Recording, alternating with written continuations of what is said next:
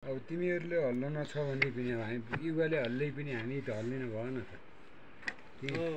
युवाले पनि नहल्लिए भए त हुन्थ्यो त यस्तै चाँद हल्लाए तिमीले बनेका चाँद के नहुँदा हुन् अब सिप भनेको छैन होइन सिप ज्ञान भनेको छैन अब बुढापाखा हाम्रो बो बाजेले गरेको हिजो अस्तिको राज्यले हल्लायो भनेर भाइरल भयो आज चाँद हल्लायो भनेर भाइरल गर्नु पर्यो ल यो जुम्लाको भेडा 32,000 भयो पनि यसको मेहनतले त्यति भेटाउँछ भिनेत कति छ ल भन्नुहोस् त पहिला भेडा मुड्नु पर्यो पछि फट्कुनु पर्यो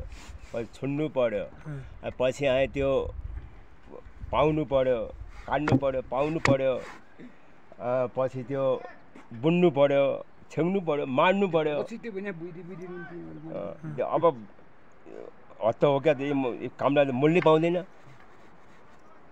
अब मूल्य पाए भए त कपडा